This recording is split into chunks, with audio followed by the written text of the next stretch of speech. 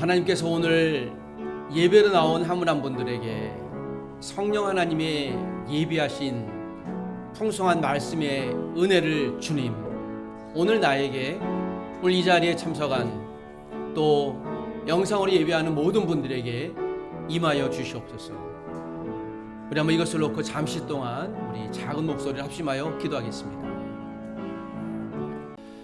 오늘 이 시간 다 같이 자리에서 일어나 우리 사도신경으로 신앙 고백하겠습니다.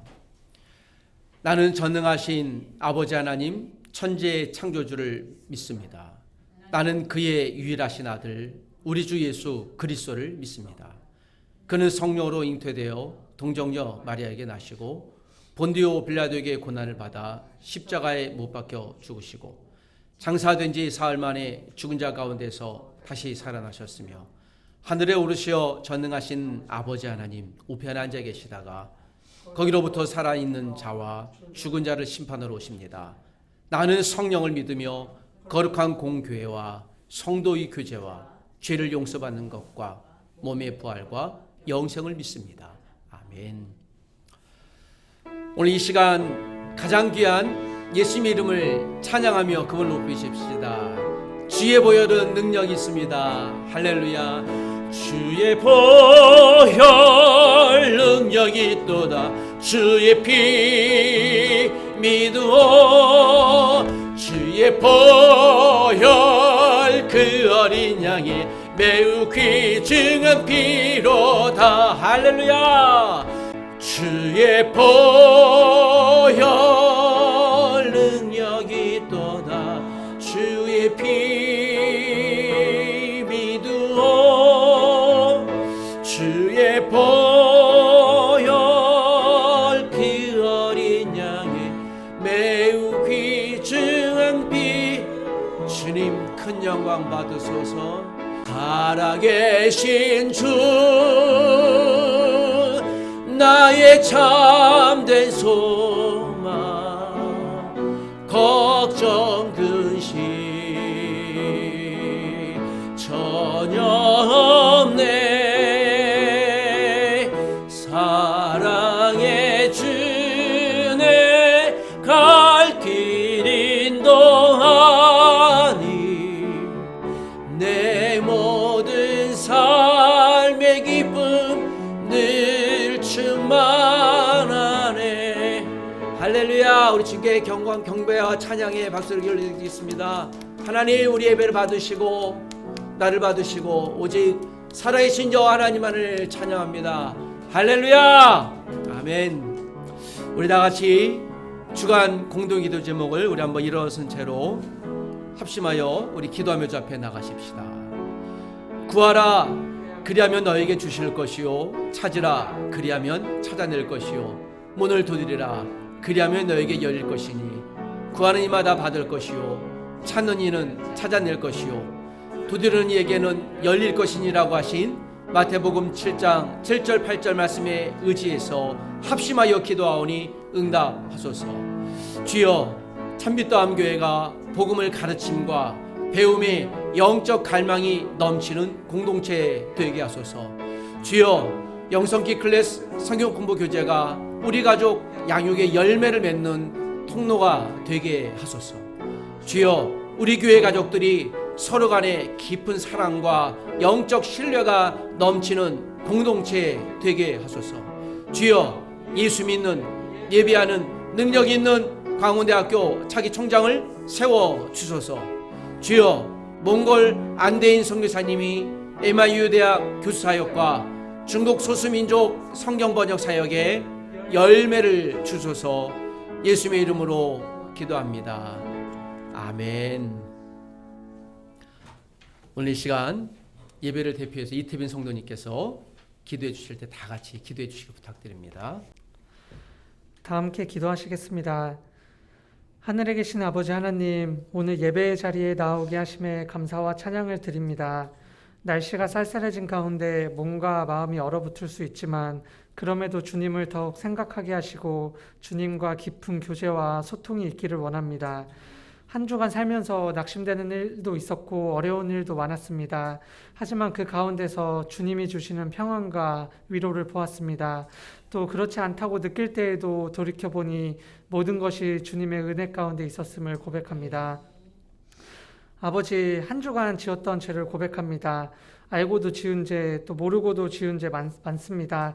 저희들의 죄와 허물을 용서하여 주시옵소서. 귀신 들린 아이의 아버지가 나의 믿음 없는 것을 도와주소서라고 고백했던 믿음을 저희에게 허락해 주시고, 또 주님을 믿음으로 나의 고질 쪽이고 풀리지 않을 것 같은 죄들과 여러 가지 일들이 주님 안에서 해결되게 도와주시옵소서. 아버지, 오늘 예배를 드립니다. 저희들의 몸과 마음까지 모두 올려드리길 원합니다. 일주일에 한 번씩 나온다고 생색을 내려하는 저희들의 부끄러운 모습을 내려놓기를 원합니다. 내게 있는 모든 것이 주께서 주신 것이나 주일은 더욱 거룩히 구별하여 주님께 드릴 수 있는 그런 성숙한 신앙인이 될 수 있도록 은혜를 내려 주시옵소서. 오늘 말씀 전하실 목사님을 위해 기도합니다. 요한복음 6장을 통해 예수님이 누구이신가를 전하실 터인데 성령 하나님께서 그의 생각과 입술을 주장하여 주시고 듣는 저희들에게는 그 말씀을 깨닫고 믿을 수 있는 은혜를 허락해 주시옵소서. 목사님께서 사역하시는 모든 일들 가운데 대로와 같은 형통을 허락하셔서 더 많은 일들을 감당하게 하시고 또 육신에도 강건함을 허락하셔서 주님 주신 일들을 능히 해낼 수 있도록 하여 주시옵소서. 아버지, 성도님들을 위해 기도합니다. 각자 처해진 상황과 환경은 다르지만 서로가 서로를 배려하고 사랑이 넘치는 공동체가 되고 싶습니다. 서로의 어려움을 공감하며 기도해 주고 그 문제를 해결해 주실 주님을 기대하는 그런 공동체 되게 하여 주시옵소서. 또 성도님들이 있으신 가정과 교회, 직장 등에서 빛과 소금의 역할을 잘 감당할 수 있도록 하여 주시옵소서. 아버지, 예배의 시작입니다. 모든 순서를 주님께 의탁드리오며 이 모든 기도 예수님의 이름으로 기도하였습니다. 네. 오늘 우리에게 주시는 말씀은 요한복음 6장 16절에서 21절까지 있는 말씀을 같이 나누도록 하겠습니다. 여러분 갖고 있는 성경, 언어로 편한 성경을 찾아보셔도 되겠습니다. 자, 지난 시간 요한복음 6장 서두를 잠시 생각해 보겠습니다. 지난 시간에 오병이어의 놀라운 예수님의 표적, 물고기 2마리와 보리떡 5개로 자그마치 2만 명이나 초원에서 식탁을 제공했던 예수님의 표적을 우리가 살펴봤습니다. 신비한 표적이죠. 초원 2만 배의 표적을 우리가 지난 시간에 배웠죠. 군중들은 배고프고 곤란한 상황 가운데 예수님이 그들을 긍휼히 여기시고 아주 자그마한 손가락보다 조금 더 큰 멸치 같은 물고기 2마리와 그 보잘것없는 보리떡 5개로 사람이 상상할 수 있는, 또 창조해낼 수 있는 작정한 그런 계획과는 비교할 수 없을 정도의 신비한 이적을 주님이 보여주셨죠. 시간상 보면 이것이 점심 이후에 또 저녁까지의 스토리였죠. 여러분, 그리고 12광주리나 풍성함이 남았습니다. 얼마나 사람들이 환호하고, 그래서 사람들이 예수 그리스도를 보고 그 메시아, 그 선지자라고 호칭하기 시작합니다. 그것이 우연인지 또는 의도적인 고백인지는 잘 모르겠지만 아마 사람들의 마음 가운데 그 고온한 자기의 배를 채워줬으니 만족감이 풍성했던 것 같습니다. 이것을 여러분 옆에 지켜봤던 12제자들도 얼마나 신이 났겠습니까? 12제자들이 예수님 지근거리에 있으니까 이 광경을 보고 또 그 직접 음식을 나눠주면서 제자들이 와, 내가 예수의 제자가 되어진 것이 정말 잘한 일이구나. 얼마나 가슴 뿌듯했을까요? 우리가 좀 권세나 권위를 차지하신 분들 보면 옆에 있는 분들이 좀 으스대잖아요. 뭐 그것과 같은 것이죠. 나는 누구 옆에 있는 누구야 라고 하면서요. 예수님의 제자들도 이제는 오병이어의 기적을 일으키니 2만 명의 사람들이 예수님도 보고 그 제자들도 봤으니 이제 갑자기 움츠렸던 어깨가 갑자기 뻐근해집니다. 그래 어깨가 쭉 펴지죠. 나는 예수님의 그 수제자인데요. 베드로가 소개할 때 자기의 명함을 내면서 저 예수님의 수제자입니다. 저는 베드로라고 하니 혹시 무슨 일이 있으면 부탁할 것이 있으면 제 사무실에 연락을 주시오. 라고 했을지도 모르겠습니다. 12 제자들이 그러했습니다. 자, 얼마나 신이 났겠습니까? 뭐 좀 어깨에 힘이 들어갈 만도 하지요. 예수님께서 2만 명에 있는 모든 사람들을 오늘 가르치기를 작정하셨던 것이죠. 그 보잘것없는 오병이어를 통해. 그리고 예수님은 그 어깨에 힘이 쭉 들어간 빳빳한 그 제자들을 오늘 조금 더 가르쳐야 될 필요성이 있었습니다.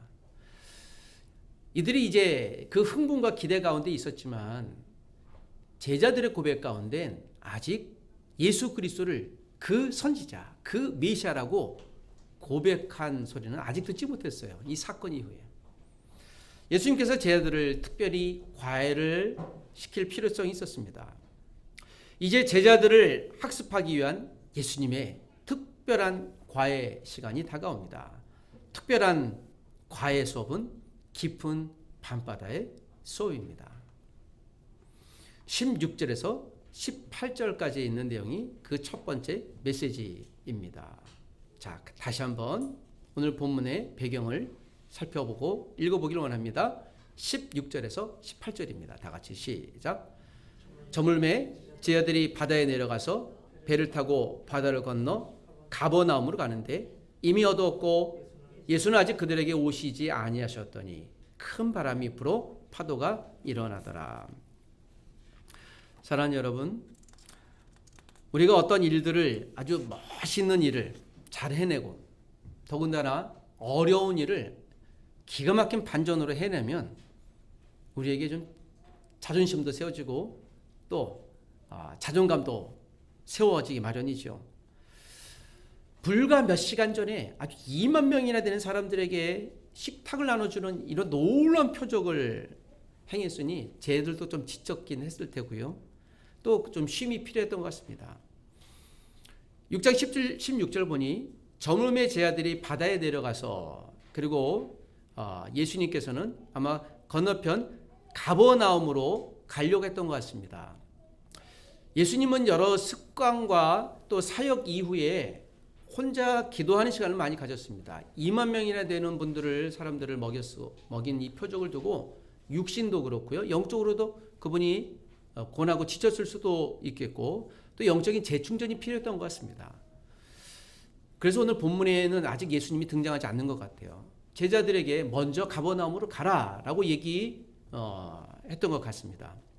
예수님이 이후에 오는 정황을 보면 그렇습니다. 그는 홀로 시간을 가질 필요성이 있었던 것입니다. 그 위대한 사역을 하셨던 예수님도 가장 중요한 일이 끝나면 탈진을 방지하기 위해서요. 혼자 시간을 가졌습니다. 단지 나만의 시간이 아니라 나와 하나님과의 깊은 관계의 시간. 우리가 몸이 탈진하면 주로 제일 먼저 선택하는 것은 먹습니다. 또 잠을 잡니다. 그러면 회복이 되기도 하죠. 그러나 먹고 잠만 자다가는 회복이 아니라 오히려 삶아집니다. 그리고 회복이 안 됩니다. 혼자 시간을 갖는 것은 좋긴 하지만 누구와 깊은 관계를 갖는 것인가 이것이 더 중요한 것이죠. 마음에 상처를 입으신 분들이 상담자를 찾아갑니다. 상담자에게 이야기를 하고 계속 되뇌고 고백하지만 함께 마음의 어떤 문제들이 치유되면서 회복이 되어지죠. 그러나 여러분, 인간은 큰 한계가 있습니다. 어떤 제가 아는 유명하고 유능한 상담자는 많은 분들이 찾아옴으로 인해 그들에게 깊은 격려와 또 회복도 시켜주지만 나중에 이분이 우울증에 걸렸어요. 상담자가. 그래서 또 치료를 받습니다. 다른 상담자에게. 제가 상담자인데 치료해 주세요. 사람의 한계는 여기에 있는 것 같아요. 완벽하지 않죠. 그래서 우리는 완벽한 문제를 풀 수 있는 하나님의 도움이 필요한 것이죠. 가장 바쁠 때, 위대한 일을 앞에 두었을 때, 혹 위대한 일이 끝났을 때 하나님과 관계를 가지십시오. 이것은 우리가 예수님에게서 볼 수 있는 가장 중요한 단서, 영적인 탈진을 방지하기 위한 중요한 단서일 것입니다. 제자들이 먼저 바다를 내려갔고 가버나움으로 갔습니다. 자, 17절 보니 배를 타고 바다를 건너, 이 바다는 갈릴리 바다입니다. 우리가 알고 있는 대로 갈릴리는 호수예요. 그런데 어떤 사람은 또 바다라고 합니다. 어떤 것이 맞을까? 둘 다 맞습니다. 아직 지중해를 보지 못한 사람들에겐 이 갈릴리 호수가 가로로 제일 짧은데 11, 2km, 넓으면 27km예요. 뭐 세로는요 어마어마하게 넓은 것이죠. 그러니까 끝이 안 보여요. 그래서 바다라고 표현해도 무리가 없는. 그래서 오늘 갈릴리 바다 호수 동일한 표현인데 제자들 중에 반 이상은요 프로페셔널 피셔맨이에요. 어부였죠. 이 갈릴리가 그냥 그들의 태어나고 생업지였습니다. 그러니까 잘 알았겠죠. 비록 좀 어두워지긴 했지만 가버나움으로 가야 할 상황이니 그들이 배를 타고 익숙하게 갔습니다. 17절 뒤에 보면 예수는 아직 그들에게 오지 아니하셨더니, 자, 이것이 오늘 사건이라는 한 힌트입니다. 예수님이 안 계십니다. 18절에 큰 문제가 발생이 되어지죠. 어떤 문제입니까? 18절. 네, 같이 한번 읽어봅시다. 시작. 큰 바람이 불어 파도가 일어나더라. 큰 바람이 일어났습니다. 여러분, 우리는 지금 이렇게 성경을 읽고 그냥 큰 바다라고 하는데 이 큰 바다가 돌개바람 정도 됩니다. 돌개바람이 무엇인가요? 갑자기 바람이 휙 도는 거죠. 그리고 이 지중해성 기후, 그게 갈릴리 바다에는 아마 이 어부들도 잘 알았을 것이에요. 갑자기 차가운 바람과 또 뜨거운 바람이 만나면 이때 이제 회오리가 일어나는데요. 이건 예상치 못해요. 그리고 이건 굉장히 위험한, 마태복음에 의하면 밤 4경이라고 그랬는데 시간이 새벽 3시에서 6시 사이의 사건을 마태는 기록하고 있습니다. 그리고 이것은 아주 큰 풍랑이라고 얘기했는데요. 그래서 제자들이 위험에 빠져서 어찌할 바를 모르고 있습니다. 왜일까요? 그들은 어부였고 갈릴리 바다를 누구보다도 잘 알고 있었던 존재들이었기 때문에 여기서 잘못하다간 살아나가기 힘들겠다. 지금 조금 전까지, 불과 몇 시간 전까지 해지기 전엔 아주 의기양양했던 그들이 큰 문제 앞에서 이제 급 당황하게 되어집니다. 사랑하는 여러분, 큰 바람이 불고 파도가 날 때 사실 이것을 우리가 어찌할 바를 모르는 경우가 있습니다. 제자들이 불과 몇 시간 만에 그 의기양양 어깨 쭉 펴고 목이 좀 굳고 자기 명함 떳떳하게 내밀었던 그들이 오늘 큰 풍랑 앞에 머리 숙이고 생명을 강구해야 될 상황에 처했습니다. 형통 이후에 겸손의 옷을 입어야 할 필요성이 있는 것이죠. 형통이란 말은 아주 잘 되는 어떤 그런 상태를 의미합니다. 여러분, 기다리던 시험에 합격하셨는지요? 승진을 앞에 두고 승진되셨는지요? 연봉 협상에서 2배 이상 연봉 협상에 결과를 얻으셨는지요? 선거에서 당선되셨는지요? 원하던 차를 사셨는지요? 자, 그럴 때 우리가 일어나는 여러 가지 현상들이 이 자신감이 뿌듯하죠. 야, 해냈다. 그래. 그런 자신감 참 좋은 것이에요. 그러나 여러분, 이 자신감이란 말이 pride라는 말을 또 쓰는데 영어로 이 이야기는 두 군데에 사용합니다. 하나는 자신감, 내가 뭔가 할 수 있는 그리고 뿌듯해서 자랑함, 그런 의미를 담겨 있는 상황에서 쓰는 단어와 또 교만, 이걸 같이 써요. 때로는 우리가 이 자신감이, 자랑이 교만이 될 수 있어요. 우리는 이게 왔다 갔다 할 수 있습니다. 그러나 여러분, 성도라고 하면 이제 우리가 이 입장에서 고민해 볼 상황이 필요합니다. 우리가 얻은 승리, 빅토리가 과연 그 효능감이 얼마나 오래 갈까? 내가 어떤 어려움을 극복해내서 야, 정말 내가 잘했다라고 할 수 있지만 내가 잘했다라는 것이 반복되고 되뇌이고 에코 현상이 일어나는 순간 정말 내가 잘한 줄 알아요. 못하는 게 없는 줄 압니다. 그래서 무엇인가 실패를 앞에 두면 급 당황하기 마련이죠. 아시는 이 국회의원이 어떤 국회의원을 이야기를 한 적이 들어본 적이 있습니다. 선거에서 떨어졌는데요. 3번 연속해서 국회의원이 됐으니까 12년 동안 국회의원을 하고 이분이 제가 아는 국회의원 친구죠. 근데 밖에 나가서 일주일 만에 얼마나 당황했던지. 왜냐하면 밖에 나가서 버스를 타려고 하는데요. 예. 버스비가 얼마인지 모르는 거예요. 지하철 티켓팅 해야 되는데 이게 카드를 찍는지 모르는 거예요. 그 10,000원 갖고 어디로 가야 되나. 이분이 갑자기 생각이 속칭 멘붕된 거죠. 집에 와서 굉장히 혼났답니다. 그러면서 제가 아는 그 정치인이 그런 얘기를 해요. 야, 이게 세움만 받았지. 왜냐하면 보좌관들이 다 해주고 모든 걸 10년 동안 다 해주니까 이것이 한 사람도 자기를 도와주는 사람이 없으니까 마치 유치원생이 된 느낌이다. 자기가 조심해야 되겠다. 그래서 제가 이번 회기까지 하고 다음부터는 당신이 이제 일을 하시오. 그것도 괜찮겠다. 여러분, 우리 형통할 때 몰라요. 잘 될 때는 느끼지 못해요. 내가 어떤 직위에 있으면 그 직위 때문에 사람들이 오고 몰려들고 해서 기뻐하고 그 직위를 나와 동일시 여기는 소위 착각 현상이랍니다. 그러나 여러분, 그 직위에서 내가 내려오면 우리는 일상의 평범한 시민들이에요. 동료들이에요. 아직도 내가 그 직인 줄 알아요. 내가 높은 고위직이 있든지 직이 고위직일 뿐이지 그 사람 인격이나 사람 자체가 고위직이 아니에요. 고위직이라는 건 책임감이 더 많은 거예요. 부담스러운 거죠. 이걸 힘으로만 알면 그때부터는 이분의 미래는 보장되어 있어요. 네, 어떻게 살지. 여러분의 형통 이후에 겸손의 옷을 입을 것이 필요한 것이죠. 오늘 이 본문에 큰 바람이 불어 파도가 일어나더라. 예수님의 의도적인 분명 사건이었을 것이에요. 마태복음엔 이 파도가 일어나서 어찌할 바를 모르고 있을 때 예수님이 바다 위를 걸어오는 사건이 등장합니다.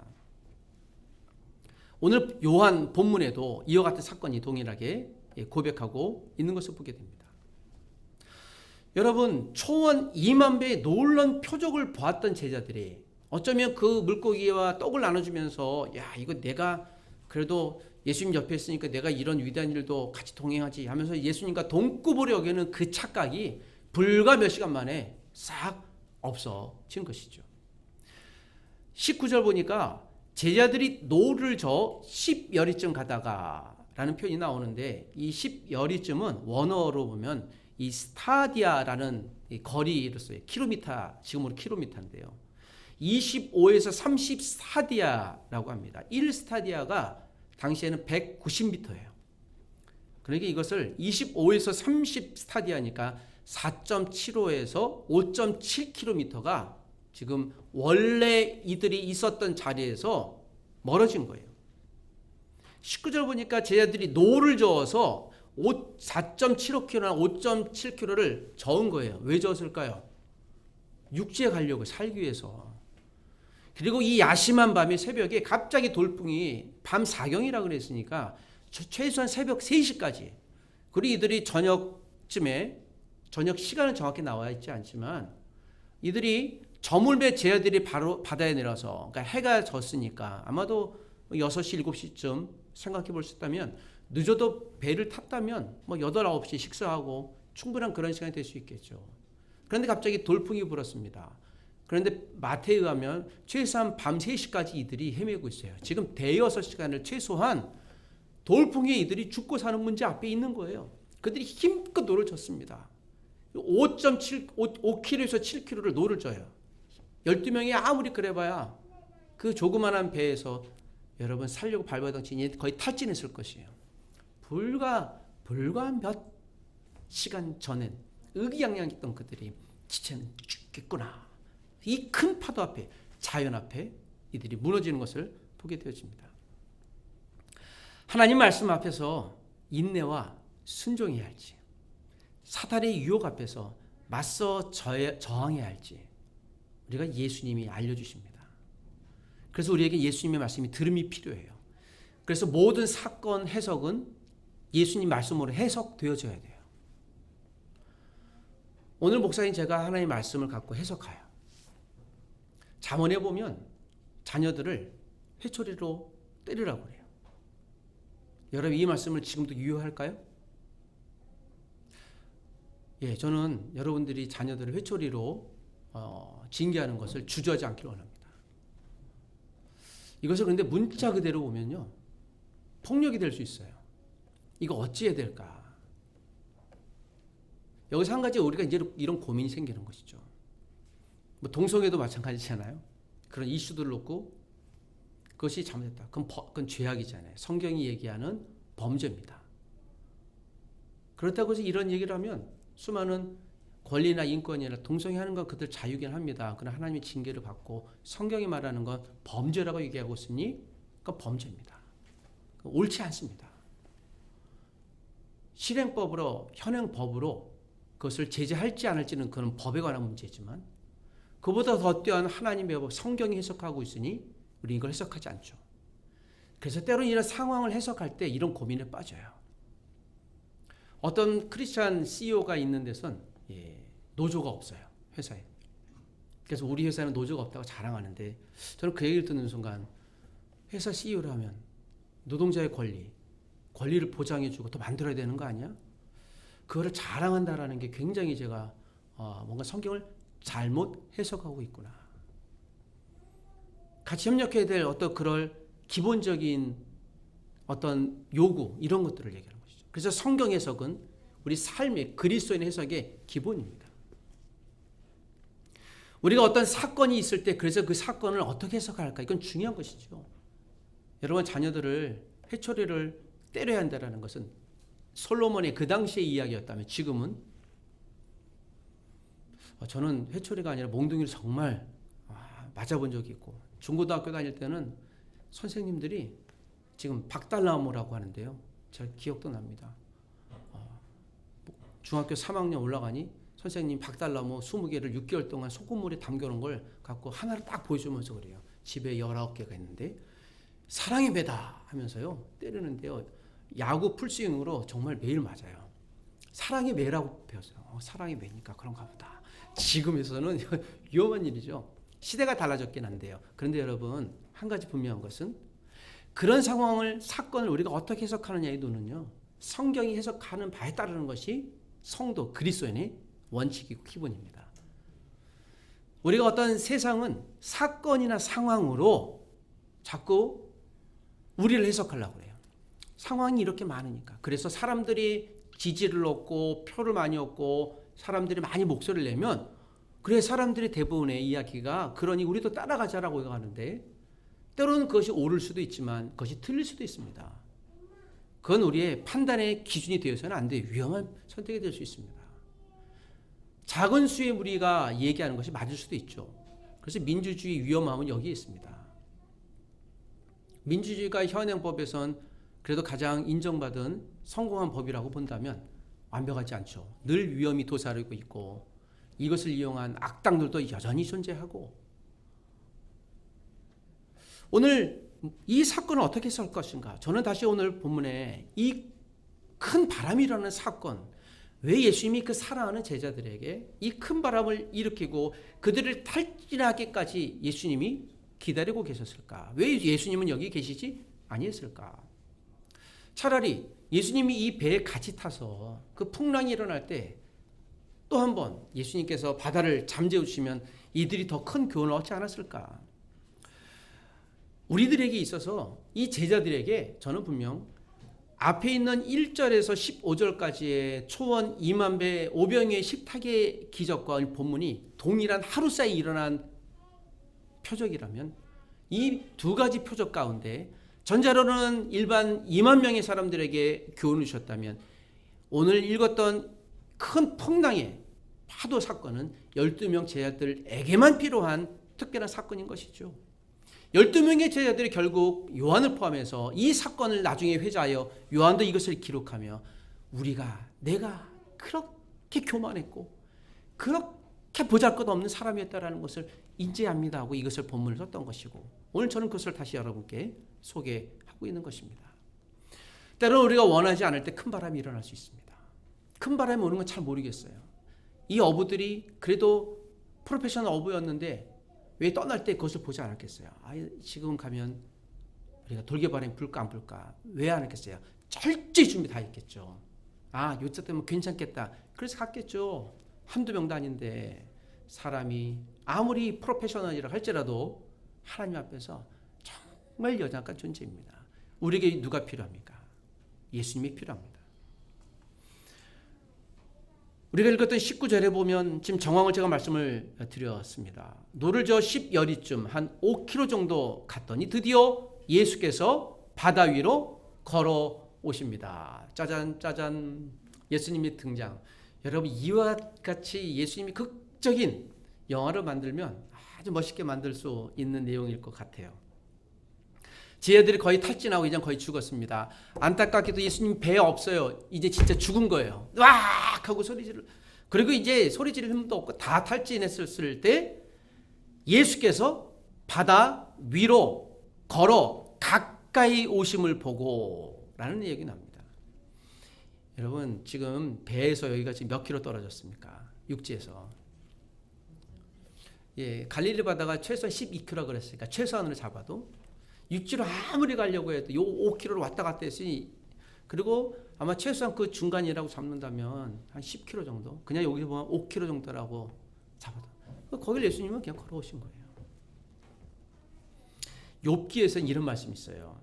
바다의 물결을 밟으시느니, 욥기 9장 8절에. 그래서 이 유대인의 세계관에는요, 유대인은 하늘이 3층 천으로 되어 있다고 생각하는데 바다에는 온 세상에 악귀들이 있다라는 생각을 가졌어요. 항상.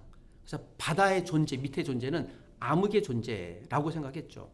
그리고 이 요한복음이 기록될 당시에 헬라인들이 철학적으로도 마찬가지인데 바다를 죽음과 결부시켰어요. 바다 너머에 어떤 저세상이 있다고 생각하고 바다 밑에. 또 헬라 사람들이 바다를 이 죽음의 강, 또 바다를 건너는 것, 우리와 동떨어지는 것, 그런 두려움의 대상으로 봤죠. 엘리베이터에 보면 한국만 있는 것 같아요. 엘리베이터에 보면 번호 숫자가 있잖아요. 아파트 이렇게. 그런데 여기 숫자가 없는 하나가 있어요. 1, 2, 3. 그 다음에 F가 있잖아요. 그래서 저는 이거 진짜 몰랐는데 안지가 얼마 되지 않았어요. 1, 2, 3, 4가 없을까? 엘리베이터에 보면 1, 2, 3, F, 5, 6 있잖아요. 왜 4가 왜 없을까요? 4는 무슨 4예요? 죽을 4자라고. 이게 무엇이 없는 겁니까? 재수 없는 거라고 4자 안 쓰잖아요. 제가 야, 정말 미신이 창궐한 나라다. 말이 되나? 또 우리가 점집에 가서 무당에게 구술을 받고 예수 안 믿는 사람들은 그들의 자유고 그게 아무리 헛된 것이라고 할지라도, 여러분, 우리가 재수 없다라는 말을 쓰는 이게 무교적인 의미예요. 재수라고 하는 것들이 어떤 그 영적인 암흑의 세계에서 이 무교에서 쓰는, 제가 이제 이 무교를 좀 배울 때, 그래서 야, 우리가 알지도 못하는데 이런 용어를 막 쓰는구나. 재수 없는 게 아니죠. 우리에게는 하나님의 사건의 이유가 있는 거잖아요. 세상 사람들은 그럴 수 있어요. 그렇게 해석할 수 있습니다. 그러나 우리가 생각하는 건 우리의 세계관이 그와는 달라야 되는 것이죠. 아직도 유대인들, 이 제자들도 포함했을 것이에요. 아직도 이들이 부활한 예수님을 경험하지 못했기에 그런 관념들이 여전히 있었던 것이죠. 그래서 바다 위를 걸어오셨다라는 것은 요한에 아주 특별한 의미가 있는 것이에요. 예수님이 바다 위를, 그래도 폭풍을 어떻게 해요? 그 위를 걸어요. 그것도 이 폭풍이라고 하는 자연의 신이 지금도 해안가에 있는 어부들은요, 출항할 때 굿하잖아요. 제사하죠. 이게 신비한 게 한국뿐만 아니라 제가 일본과 중국 가봤는데 똑같아요. 야, 스페인 가봤더니 거기도 똑같아요. 그 바다에서 포세이돈 신에게 절하고 안녕을 구하죠. 야, 신비하다. 사람들이 어떻게 이렇게 신관념이 있을까? 두려운 거죠. 그래봐야 여러분, 그들이 지켜줍니까? 정말 의미 1도 없는 그런 무지한 행위들, 우리가 따라해서는 안 되겠죠. 할 이유도 없죠. 그런데 역시 베드로, 그리고 이 12제자들에게 예수님은 과외가 필요한 것이었어요. 잠시 위대한 일을 행했다 우쭐대는 그들이 불과 몇 시간 만에 초라한 목숨을 구걸하는 그러한 보잘것없는 자들이 되었을 때 당당히 예수님이 강을 건너오셨다. 아니, 바다를 건너서 오시는 그 예수는 누굽니까? 하나님이라는 거죠. 메시아라는 것이죠. 드러내는 것이죠.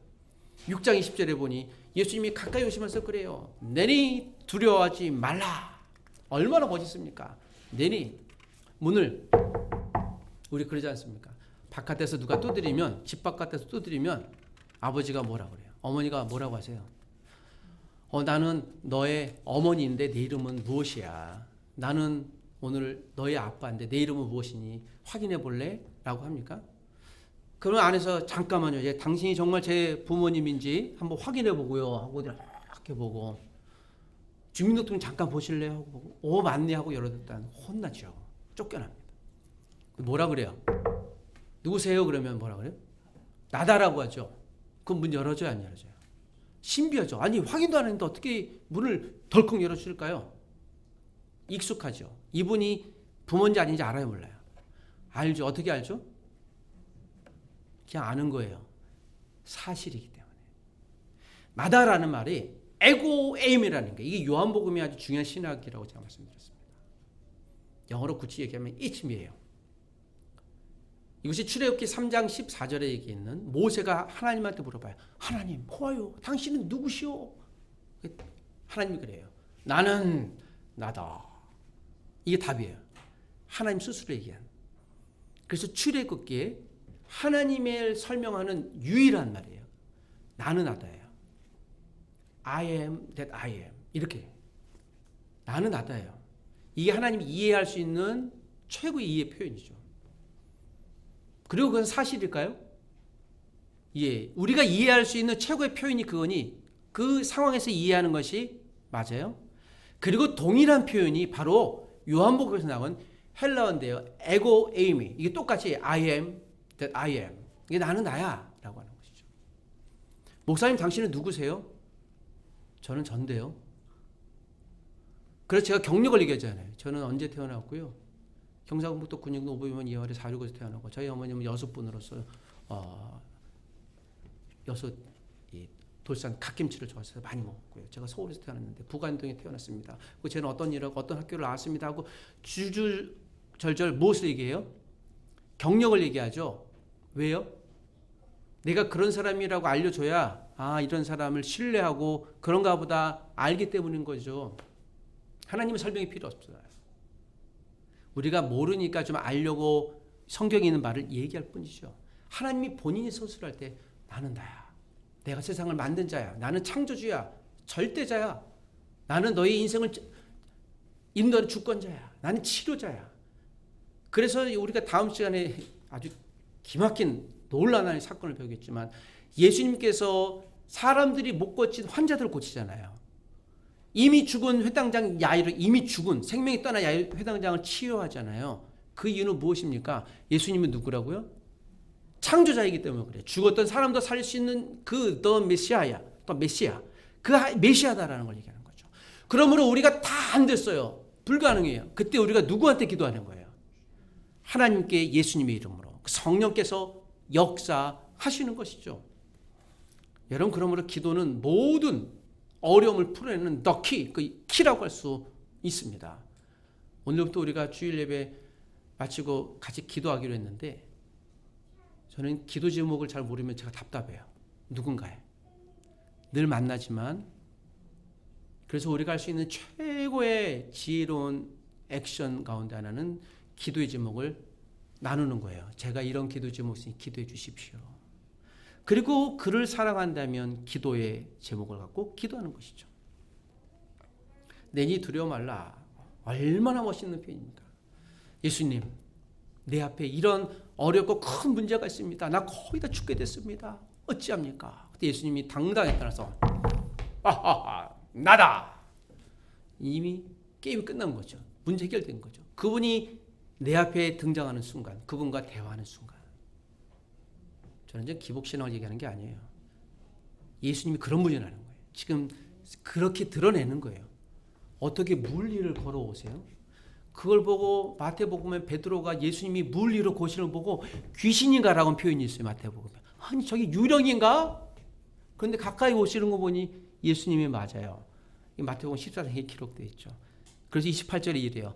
예수님 정말 주님이시면 나를 한번 바다 위로 걸어라고 얘기해 주세요 했더니 그래 와봐 그랬더니 걷잖아요. 그리고 그 순간에 또 어떻게 해요? 주변에 풍랑이 보니까는 두려워요. 그러니까 바다에 쏙 빠지잖아요. 예수님 살려주세요! 라고 하니 예수님이 어떻게? 다시 손을 내밀어. 예수님은 스승도 되시지만 119 구급대원도 돼요. 그래서 또 구원해내시고. 저 같았으면 좀 베드로가 물 먹고 좀 이렇게 익사하기 전까지 기다렸을 거예요. 참 그렇게 나를 못 믿나. 바다 위로 걸어왔으면 정말 감사합니다 그래야지. 또 의심하고.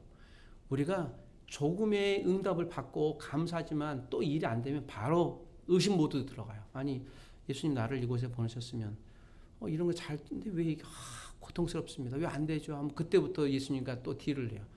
나를 여기 보내신 이유가 무엇입니까? 사실 우리가 그런 일을 해달라고 기도 열심히 해서 응답 줬는데 불구하고 그때부터 하나님과 자꾸 원망이 생기고 이제 의심 모드로 들어갔다가 또 해결이 되면 할렐루야 모드 들어갔다가 바로 또 의심 모드로 들어가고 또 할렐루야 모드로 들어갔다가 어떤 때는 찬송 모드로까지 들어갔다가 또 주일 예배 딱 맞춰마다 의심을 넘어서 이제 불신에까지 가죠. 하나님, 마리아 내가 봤는데 하나님 정말 살아계신 것 같지 않아요. 이 일이 왜 이렇게 합니까? 심지어는 교회도 안 나오다가 이제 또 같이 이런 게 반복되는 게 우리의 삶이 아닐까. 고난 중에는 견고함의 옷을 입어야 돼요. 베드로를 통해서 12제를 통해서 노력해도 안 되는 것이 있죠. 그 갑자기 오는 고난엔 예수님을 기다릴 수 있는 그분이 오실 거야. 그리고 모든 문제를 짓밟고 당당히 오르는 우리의 그 히어로 유일한 영웅. 내가 영웅이 아니었구나. 이제 쟤들이 비로소 알았던 거죠. 주님 살려주십시오.